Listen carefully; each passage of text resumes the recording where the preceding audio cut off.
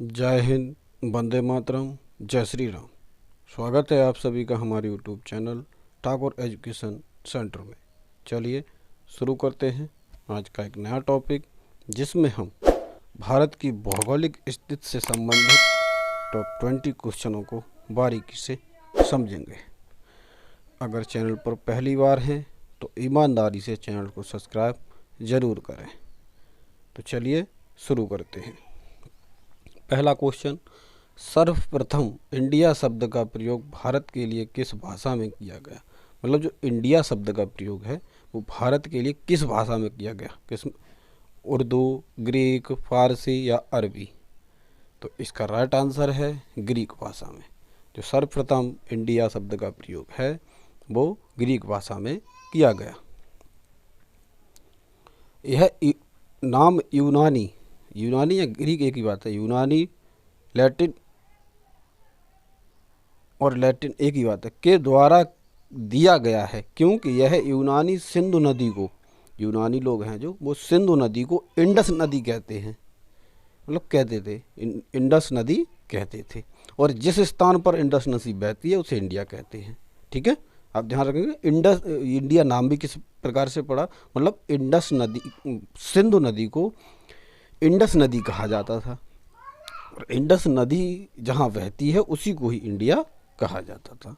ठीक है, चलिए आगे समझते हैं। क्वेश्चन नंबर दूसरा, भारत किस गोलार्ध में स्थित है? मतलब जो भारत स्थित है वो किस गोलार्ध में स्थित है? किस गोलार्ध में स्थित है? जैसे बीच से ये कर्क रेखा गुजर रही है तो ये मतलब जो नीचे होगी उसके भूमध्य रेखा, तो उससे ऊपर मतलब किस गोलार्ध में? तो जो भारत है उत्तरी पूर्वी गोलार्ध में स्थित है। किस में स्थित है? उत्तरी पूर्वी गोलार्ध में स्थित है। भारत दक्षिण एशिया में स्थित भारतीय उपमहाद्वीप का सबसे बड़ा देश है। मतलब दक्षिण एशिया का सबसे बड़ा देश है। किसका? दक्षिण एशिया का भारत सबसे बड़ा देश है। और पूर्ण रूप से उत्तरी गोलार्ध या उत्तरी पूर्वी गोलार्ध, यह भी हो सकता है पूर्वी। ठीक है, तो उत्तरी पूर्वी गोलार्ध को हम लगाएंगे। चलिए क्वेश्चन नंबर अगला, आकार की दृष्टि से भारत का विश्व में कौन सा स्थान है? मतलब आकार की दृष्टि से, किसकी दृष्टि से? आकार की दृष्टि से। पहला, दूसरा, सातवां या इनमें से कोई नहीं? तो इसका राइट आंसर है सातवां। आकार की दृष्टि से भारत का सातवां स्थान है। भारत भौगोलिक दृष्टि से विश्व में सातवां स्थान है, सबसे बड़ा, और जनसंख्या की दृष्टि से दूसरा। मतलब जनसंख्या की दृष्टि से दूसरा और क्षेत्रफल की दृष्टि से सातवां। पहले नंबर पर रूस है, क्षेत्रफल की दृष्टि से पहले नंबर पर रूस है, जिससे अभी अभी यूक्रेन और रूस में लड़ाई छिड़ी हुई है। क्षेत्रफल की दृष्टि से दुनिया का सबसे बड़ा देश है, मतलब रूस है जो, वो क्षेत्रफल की दृष्टि से पूरी दुनिया का सबसे बड़ा देश है। चलिए अगला क्वेश्चन समझते हैं। क्वेश्चन नंबर 4, भारत में कितने राज्य समुद्र तट रेखा में है?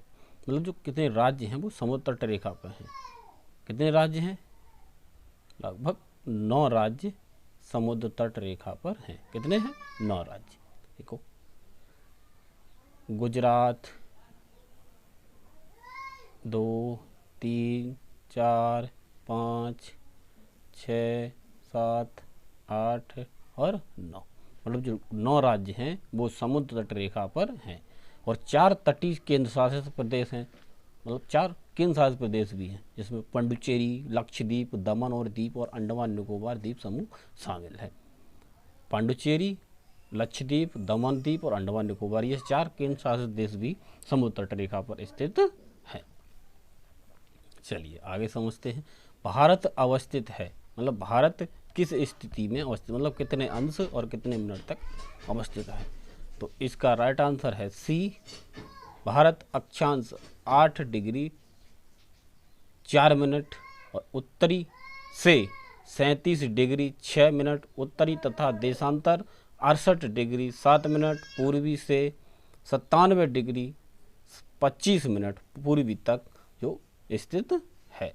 चलिए आगे समझते हैं। जैसे भारत की निरपेक्ष अवस्थिति 8 अंश 4 मिनट उत्तरी से 37 अंश 6 मिनट उत्तरी अक्षांश तक और 68 डिग्री सेंटीग्रेड से 7 मिनट पूर्वी से 97 अंश 25 मिनट पूर्वी देशांतर के मध्य। इसकी उत्तर से दक्षिण लंबाई 3214 किलोमीटर, मतलब उत्तर से दक्षिण। उत्तर से दक्षिण कितनी है? 3200, ऊपर से नीचे की 3214 किलोमीटर है। और चौड़ाई मतलब पूर्व से पश्चिम है 2933 किलोमीटर। इसकी स्थलीय सीमा की लंबाई है 15200 किलोमीटर तथा समुद्री तट की लंबाई है 7516.6 किलोमीटर। मतलब मुख्य भूमि दक्षिण की सीमा है, मतलब जो भारत की मुख्य भूमि दक्षिण की सीमा कहाँ तक है? तो जो भारत की दक्षिण की सीमा है वो 8 अंश 4 मिनट तक है। कितने? 8 अंश 4 मिनट तक है दक्षिण की सीमा। समझते हैं। भारत भूमध्य रेखा के उत्तर में 8 डिग्री 4 मिनट से 37 डिग्री 6 मिनट उत्तरी अक्षांश और 68 डिग्री 7 मिनट से 97 डिग्री 25 मिनट पूर्वी देशांतर के बीच स्थित है। भारत की मुख्य भूमि की दक्षिणी सीमा 8 डिग्री 4 मिनट पर है। 8 डिग्री 4 मिनट पर है दक्षिणी सीमा। ठीक है, ध्यान रखेंगे। क्वेश्चन नंबर अगला, भारत का प्रमाणिक समय उस स्थान का स्थानीय समय है जो स्थित है। मतलब जो भारत का ग्रीन जो स्थान है हमारा, मतलब जो समय का स्थान है वो कहाँ किसके समीप है? ये दिल्ली के समीप, कोलकाता के समीप, या इलाहाबाद के समीप, या भोपाल के समीप? तो इसका राइट आंसर है इलाहाबाद के समीप है, वो नैनी नामक ग्राम पर है। नैनी नामक ग्राम के पास में है। ठीक है। जैसे मानक समय वह समय है जो किसी देश का विस्तृत भूभाग के लोगों के व्यवहार के लिए स्वीकृत होता है। कहाँ है? जीएमटी का निर्धारण इंग्लैंड के ग्रीनविच में स्थित, मतलब कहाँ स्थित? ग्रीनविच में स्थित ऑब्जर्वेटरी से होता है। भारत में 82.5 अंश पूर्वी देशांतर, 82.5 पूर्वी देशांतर जो कि इलाहाबाद के निकट नैनी से गुजरती है कि समय को मानक समय माना गया है। मतलब क्वेश्चन में आपसे ये पूछा सकता है कि किसके निकट हो सकता है, तो इलाहाबाद के निकट या नैनी के निकट। और कहाँ से होकर गुजर जाती है? नैनी से होकर गुजर के जाती है, मतलब नैनी भी उसमें ऑप्शन दिया हो सकता है। तो इसलिए आप ध्यान रखें कि या तो इलाहाबाद के निकट पूछेगा या नैनी के निकट पूछेगा। तो कितने पे? 82.5 डिग्री पर होता है। ठीक है, चलिए क्वेश्चन नंबर अगला, Indian standard time of Greenwich mean time में कितना अंतर है? कहने का सीधी भाषा में आप समझें, मतलब ग्रीनविच मीन जो टाइम है उससे हमारे देश का टाइम कितना आगे है, मतलब कितना अंतर है, कितने समय का अंतर है, मतलब उसके बीच में समय का अंतर है। 5 घंटे 10 मिनट, 5 घंटे 20 मिनट, 5 घंटे 30 मिनट या 5 घंटे 40 मिनट। तो इसका राइट आंसर है 5 घंटे 30 मिनट। मतलब जो ग्रीनविच टाइम है उससे भारत के समय में 5 घंटे 30 मिनट का अंतर है। ठीक है, चलिए आगे समझते हैं। मतलब भारतीय मानक समय ग्रीनविच मीन टाइम से करीब 5.5 घंटे आगे है। कितना आगे है? 5.5 घंटे आगे है। इसका अर्थ है कि यदि भारत में शाम के 6 बजे होंगे तो लंदन में उस समय दोपहर के 12:30 होंगे। मतलब कितना घंटा समय आगे? 5 घंटा 30 मिनट। ठीक है, चलिए समझ में आया। आगे देखते हैं क्वेश्चन नंबर अगला, भारत का क्षेत्रफल विश्व के कुल भौगोलिक क्षेत्रफल का कितना प्रतिशत है? कहने का तात्पर्य मतलब पूरा विश्व है, जो पूरे विश्व का धरातल का जो क्षेत्रफल है उससे भारत के क्षेत्रफल में भारत का क्षेत्रफल जो है वो कितना है? 2.2%, 2.4%, 2.8% या 3.2%। तो इसका राइट आंसर है वी 2.4%। मतलब विश्व के क्षेत्रफल में भारत का हिस्सा 2.4% है। भारत का कुल क्षेत्रफल, मतलब जो भारत का कुल क्षेत्रफल है वो कितना है? 32,87,263 स्क्वायर किलोमीटर है। यह क्षेत्रफल विश्व के कुल सरफेस एरिया का मात्र 2.4% है। यह विश्व का मात्र 2% वाला देश है। मतलब भारत 2.4% वाला देश है। कितना है? 2.4% वाला देश है। चलिए आगे, भारत का क्षेत्रफल कितना है? ये अभी हमने आगे समझा 32,87,263, मतलब 32,87,263 किलोमीटर है। जो भारत का क्षेत्रफल है वो 32,87,263 है। आप ऐसे याद करें 32,87,263, ठीक है। चलिए, वर्तमान समय में भारत का क्षेत्रफल 32,87,263 वर्ग किलोमीटर है। उत्तर से दक्षिण, मतलब जो उत्तर से दक्षिण में भारत की जो कुल लंबाई है वो कितनी है? 3,055 किलोमीटर, जबकि पूर्व से पश्चिम में इसकी लंबाई है 2,933 किलोमीटर। कितनी है? 2,933 किलोमीटर। चलिए आगे समझते। क्वेश्चन नंबर अगला, भारतीय उपमहाद्वीप मूलतः एक विशाल भूखंड का भाग था जिसे कहा जाता था। मतलब जो भारतीय महाद्वीप है वो पहले किस भूखंड का, विशाल भूखंड का भाग था? किसका था? जुरैसिक भूखंड, आर्यावर्त, इंडियाना या गोंडवाना लैंड? तो इसका राइट आंसर है गोंडवाना लैंड। आप ये ध्यान रखें, आर्यावर्त न लगा दें, जिसे आर्यावर्त पूछा भी जाता है। भारत खंडे आर्यावर्त, ये उन्होंने कभी कभी ब्राह्मणों को किसी यज्ञ में या किसी के कुछ विवाह शादी में बोलते हुए सुना होगा। तो आप आर्यावर्त न लगाएं, गोंडवाना लैंड का हिस्सा था, ठीक है। गोंडवाना महाद्वीप का नाम एंडो अरड सुएस ने भारत के गोंडवाना क्षेत्र के नाम पर रखा था। गोंडवाना भूभाग आज के समस्त दक्षिणी गोलार्ध के अलावा, समस्त जो दक्षिणी गोलार्ध है उसके अलावा उपमहाद्वीप, भारतीय उपमहाद्वीप और अरब प्रायद्वीप जो वर्तमान में उत्तरी गोलार्ध में है का उद्गम स्थल है। मतलब जो दक्षिणी गोलार्ध है वो सभी गोंडवाना लैंड में ही आता है, और भारतीय महाद्वीप भी और अरब प्रायद्वीप भी गोंडवाना लैंड के अंतर्गत आता है। क्वेश्चन नंबर अगला, भारत में निम्नलिखित में से किस राज्य की तटरेखा सबसे लंबी है? किस राज्य की तटरेखा सबसे लंबी है? महाराष्ट्र, केरल, गुजरात या पश्चिम बंगाल? तो इसका राइट आंसर है गुजरात। मतलब जो गुजरात की समुद्री सीमा है वो सबसे लंबी है। भारत में सबसे लंबी तटरेखा वाला राज्य गुजरात है, जिसकी कुल लंबाई 1,214 किलोमीटर है। कितनी? 1,200 किलोमीटर, 214 किलोमीटर है। भारत के समुद्रीय तटीय राज्य 9 हैं। मतलब भारत के समुद्र से लगने वाले राज्य हैं वो 9 हैं। गुजरात, महाराष्ट्र, गोवा, कर्नाटक, केरल, तमिलनाडु, आंध्र प्रदेश, उड़ीसा, पश्चिम बंगाल। कितने हैं? 9 हैं। 1, 2, 3, 4, 5, 6, 7, 8 और 9। तथा केंद्र शासित प्रदेश भी पांडुचेरी, दमनदीप, अंडमान निकोबार और लक्षद्वीप भी हैं। मतलब कितने हैं? 5। ये कितने हैं? ये 5 हैं। 1, 2, 3, 4 हैं। सॉरी 4 केंद्र शासित राज्य भी समुद्री तट की सीमा से लगे हुए हैं। निम्नलिखित भारतीय राज्यों में से किससे होकर कर्क रेखा नहीं गुजरती है? मतलब कर्क रेखाएं बतानी किस राज्य से होकर नहीं गुजरती है। तो कर्क रेखा वाले याद करने की ट्रिक है मित्र, पर,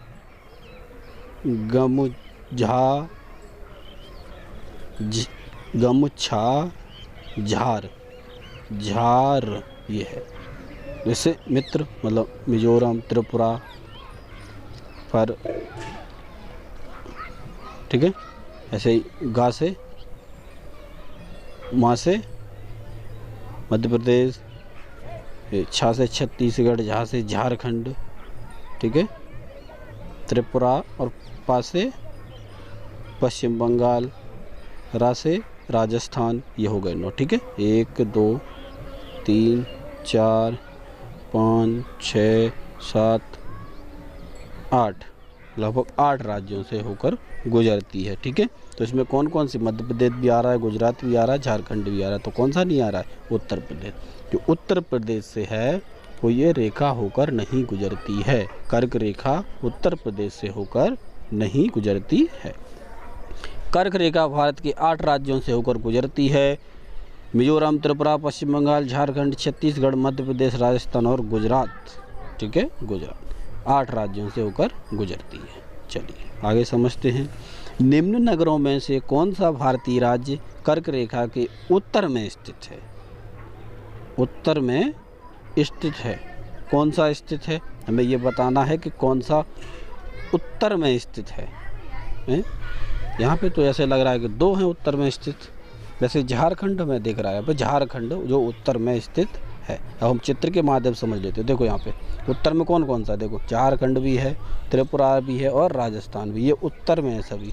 और जबकि यहाँ ऑप्शन में 2 लगे, झारखंड त्रिपुरा दोनों हैं, तो इसका मतलब कंबाइंड आंसर हो जाएगा, दोनों होंगे यहाँ पे, मतलब झारखंड और त्रिपुरा। ठीक है, दोनों होंगे, ये उत्तर में है। ज़्यादा सटीक के लिए आप समझेंगे तो यहाँ पे झारखंड लगाएंगे, त्रिपुरा थोड़ा दूर लग रहा है तो इसलिए हम झारखंड को पहली प्रायोरिटी देंगे। ठीक है, झारखंड को क्या करेंगे, पहली प्रायोरिटी झारखंड को देंगे। चलिए क्वेश्चन नंबर अगला, निम्नलिखित में से कौन सा नगर कर्क रेखा से निकटतम दूरी पर अवस्थित है? मतलब कर्क रेखा से निकटतम कौन सा सबसे स्थित है? अगरतला, गांधीनगर, जबलपुर या उज्जैन? तो इसका राइट आंसर है अगरतला। अगरतला है जो वो कर्क रेखा के निकट में स्थित है। कर्क रेखा रांची झारखंड से होकर जाती है। त्रिपुरा की राजधानी अगरतला कर्क रेखा के सबसे नज़दीक है या लगभग भारतीय शहर, मतलब पास में इन सबसे नज़दीक ही मान के चलेंगे जो अगरतला सबसे नज़दीक है। क्वेश्चन नंबर अगला, कौन सी अक्षांश रेखा भारत के मध्य से होकर गुजरती है? कौन सी गुजरती है, कर्क, मकर, विषुवत या आर्कटिक? तो इसका राइट आंसर है कर्क रेखा भारत के मध्य से होकर गुजरती है।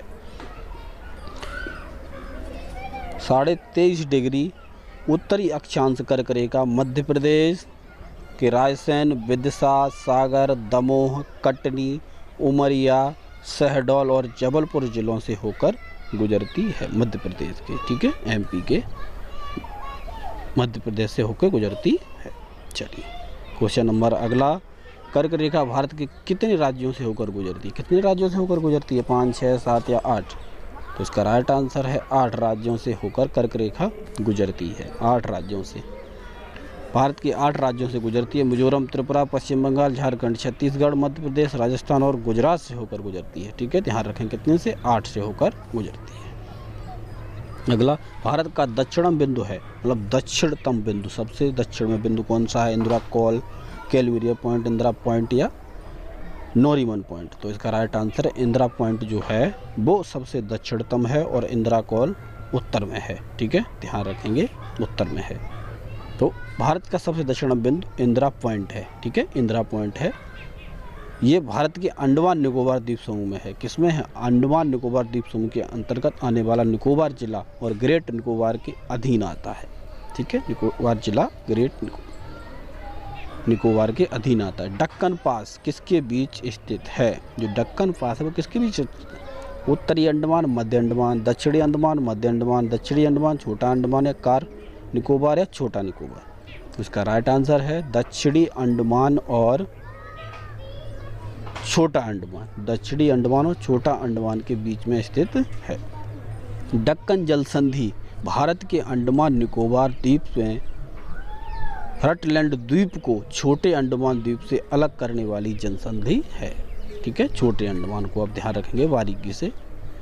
और ये 20वां क्वेश्चन, श्रीलंका को भारत से पृथक करती है, मतलब श्रीलंका को भारत से कौन सी संधि अलग करती है? ग्रेट चैनल, 8 डिग्री चैनल, पाक जल संधि या 10 डिग्री चैनल? तो इसका राइट आंसर है पाक जल संधि है वो, पाल्क ऐसे लिखा जाता है, पाल्क जल संधि है वो भारत को श्रीलंका से अलग करती है। पाक जल संधि भारत में तमिलनाडु राज्य और श्रीलंका के उत्तरी प्रांत के जाफन जिला, किसमें? जाफन जिला के बीच में स्थित एक जल संधि है। यह जल संधि पूर्वोत्तर में पाक खाड़ी को दक्षिण पश्चिम में मन्नार की खाड़ी से जोड़ती है, मतलब पाक खाड़ी को दक्षिण पश्चिम में मन्नार की खाड़ी से जोड़ती है। ठीक है, अगर वीडियो आपको अच्छी लगी हो तो चैनल को सब्सक्राइब अवश्य करें और बेल आइकन को ज़रूर प्रेस करें, जिससे हमारी आने वाली न्यूएस्ट वीडियो का नोटिफिकेशन आपके पास पहुंच जाए। तो मिलते हैं नेक्स्ट वीडियो में। तब तक के लिए जय हिंद, वंदे मातरम, जय श्री राम।